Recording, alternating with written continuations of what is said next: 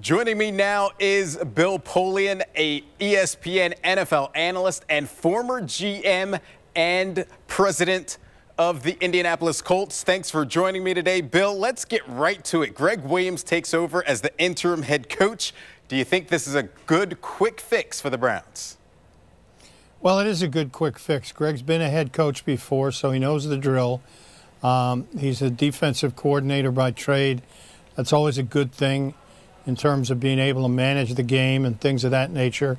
So I think it is a good, quick fix. We'll see if it pans out in the long run.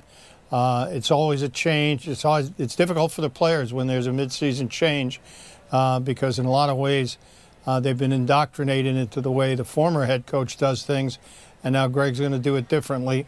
But we'll see what pans out over the long run. We just learned recently that the Haslams are now giving John Dorsey permission to go out and get his guy at the end of the year. Who do you think is the best candidate for this position and the best guy for John Dorsey? Well, it doesn't matter what I think. Most importantly, it's what John Dorsey thinks and whom he thinks is the best guy. The most important thing is to recognize that you won't know until the end of the season who the best person is, because you won't know who's available until the end of the season. Right. For example, when we changed coaches in Indianapolis, I believe it was in 2000, we never expected that Tony Dungy would become available. And he did, and obviously the rest is history. So John's got a list that he's working from. Every general manager has one.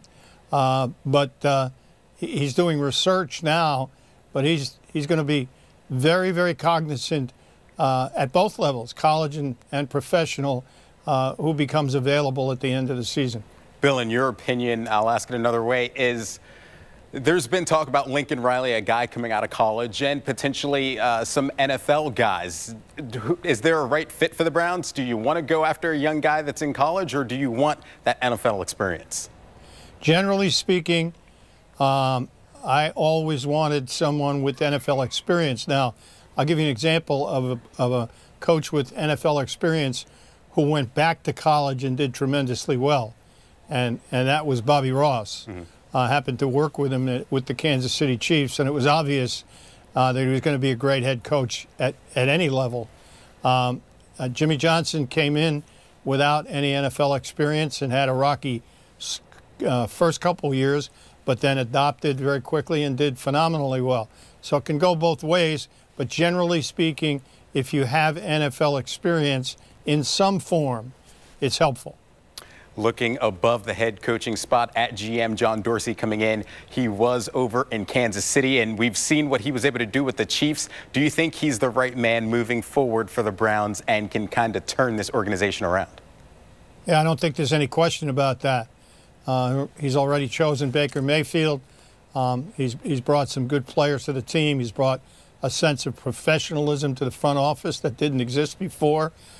He's made the decision to change coaches, which probably in the long run will prove to be the right decision. And I'm confident that he'll make the right decision in terms of hiring a head coach. He's an outstanding professional. He knows his business, and it's a good day for the Browns when he was hired. You mentioned the coaching changes, firing Hugh Jackson and Todd Haley. Gregg Williams steps in. How much does this affect guys like Baker Mayfield and some of the other guys in the locker room? I think it affects everybody, but most particularly the quarterback, because you're now hearing from someone in Gregg Williams who's on the other side of the ball. Now, that can be good or bad. It doesn't make any difference. But you're hearing someone with another viewpoint of the ball.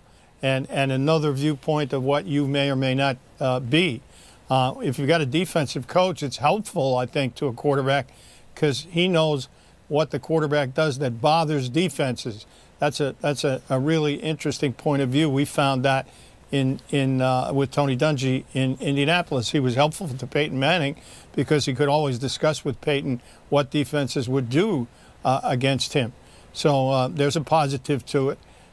Every player it suffers a little bit and wonders a little bit what the future holds when there is a coaching change. But the bottom line is, if you play well, things usually work out. My mentor, Marv Levy, always used to say, Good things happen when you win, and bad things happen when you lose. And that's a truism in this business. Bill, final question for you. Do you think this coaching staff needs a complete overhaul at the end of the year? That's up to the head coach. You sit down and talk with the head coach as a general manager.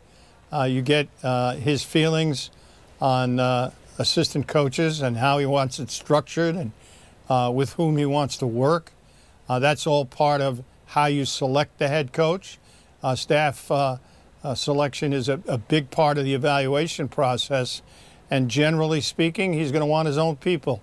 Typically these days in the NFL with coaching staff that are 20 and larger, you retain 2 or 3 people, sometimes a few more, but usually there's a very large turnover when there's a turnover in the head coach.